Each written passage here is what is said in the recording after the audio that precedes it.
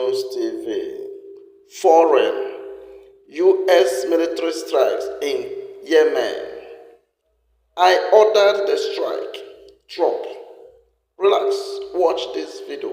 Don't forget to subscribe, comment, like, and share. Intense weekend. The IDF struck in Syria, Lebanon, and Gaza. But the central focus is on the broad United States strike in Yemen after the Houthis again threatened ballistic fire against Israel. Reports about damage and casualties in these strikes continue to come throughout the day on Sunday, with the termination toll of at least 13 in the initial wave. A senior American official said that these strikes are a warning to Iran, and President Donald Trump said, "Your time is up." Trump is letting everyone know that he's not afraid of a regional war, but there is also a concern that in the short term, the Houthis might retaliate by firing ballistic missiles at Israel. However, missile launchers and ammunition depots were amongst the targets of the American strikes, together with radar systems, UAVs, and anti-shipping systems. The Houthis weren't the only targets of the United States military action in the Middle East over this weekend. American special forces and other teams also eliminated the second-in-command of ISIS, the terrorist group which never completely disappeared and has been making resurgences in Iraq over the past few months. And in the Gaza Strip, the IDF eliminated a Hamas terrorist cell in Beit Lahia that operated a drone against our forces. Among those eliminated in these strikes was a terrorist who participated in the October 7th massacre and others who operated undercover as media personnel and photographers. Prime Minister Benjamin Netanyahu convened an emergency cabinet meeting on Saturday evening to discuss developments in hostage release negotiations, as United States envoy Steve Witkoff's efforts have not secured the release of any more hostages. Hamas has offered to release American-Israeli Idan Alexander and the remains of 4 other hostages who died in captivity, but that is not enough. The Israeli negotiating team has been instructed to continue talks for the release of 11 living hostages, while Witkoff said that Hamas is presenting impractical demands.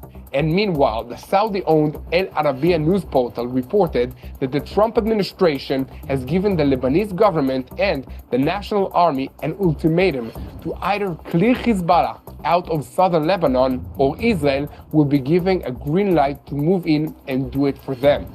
At the same time, the United States is promoting direct diplomatic talks between the countries, Israel and Lebanon. TBN Israel's senior Middle East analyst Mati Shoshani will take us in depth into the details of what is happening in our neighborhood, including a look at the results of the Russia-Iran Sims conference. Iran feels the maximum pressure from Washington and Jerusalem, and at the same time, its partnership with Russia and China is growing stronger, eroding the effectiveness of American sanctions. President Trump is threatening military strikes on Iran to stop its drive for nuclear weapons, while at the same time holding out a promise of a mutually beneficial agreement. We'll take a closer look. Last, but certainly not least, Israel has made Syria an offer that they cannot refuse, pulling a surprise card that surprised everyone. It's been an eventful week, and we have a lot to talk about today. And by the way, we want to say Happy Purim to all the people of Israel and Jerusalem. The other armed groups in this region were acting under the direction of Iran's Islamic Revolutionary Guards Corps, which is the head of the axis of evil in the Middle East. The United States carried out a military strike on Saturday evening against dozens of targets in Yemen that are controlled by the Houthis. According to reports in Arab media portals, the strikes destroyed the headquarters of the Houthi political bureau in Sana'a, as well as weapons depots and missile launch pads. The Houthi Ministry of Health reported 13 fatalities and 9 wounded in this strike, while according to American reports, the strikes were aimed at radar systems, air defensive systems, missiles, and UAVs. And about 4 hours later, Yemen reported additional United States strikes in the Sada province in northern Yemen, near the border with Saudi Arabia, in the Dakhma province south of Sana'a, and in the El Bayada province in the center of the country. The tensions with the Houthis escalated following their threats to resume attacks against Israel and Israeli vessels if humanitarian aid is not permitted to enter into the Gaza Strip, while American statements said that the strikes are intended as both a warning to Iran and to reopen shipping routes throughout the Red Sea. President Trump declared that he ordered the attacks on the Houthis because, quote, founded by Iran, these Houthis bullies have fired missiles at American aircrafts and attempted to harm our soldiers and our allies. Their relentless attacks have cost the United States and the global economy billions of dollars and endangers the lives of innocent people. We will not contain the Houthi attacks on American vessels. We will use overwhelming and lethal force until we achieve our goal. And speaking directly to the Houthis, Trump said, "Your time is up, and the attacks must stop today. If not, hell will fall upon you." And meanwhile, the Israeli Air Force is preparing for a possible response from the Houthis, raising the alert levels in air defensive systems. Assessments indicate that the American strikes are expected to continue for several days, with a possible escalation in scope and intensity depending on the militia's response. And against this backdrop, reports have surfaced in Arab media portals and intelligence agencies across the Arab world that the Houthis are attempting to smuggle hydrogen fuel cell components to Yemen directly from Iran.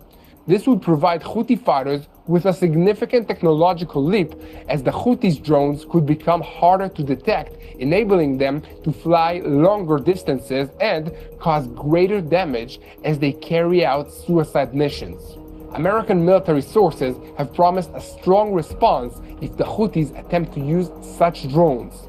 Now, we're shifting our focus to the Gaza Strip, where the IDF attacked a terrorist cell in the Bet Lahia area on Sunday. The terrorists targeted in the attack were a squad of drone operators who were attempting to gather intelligence on IDF positions so they could attack them later, and the squad included a terrorist known to have participated in the October 7th massacre of 2023 against Israelis. And about an hour before this strike took place, the IDF hit a group of the terrorists as they attempted to plant an explosive device near forces operated in the Netzarim corridor in the center of the Gaza Strip. While all of this action is taking place on the ground in the Gaza Strip, Hamas is stubbornly sticking to their maximalist demands in negotiations, remaining committed to a proposal to release only one living hostages and the remains of 4 others who died in captivity.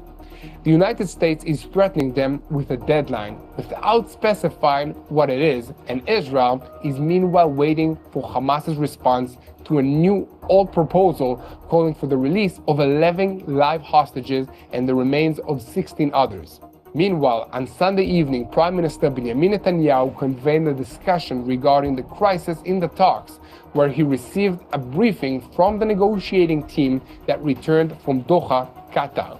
During the discussion, the possibility of resuming fighting was also raised, among other options.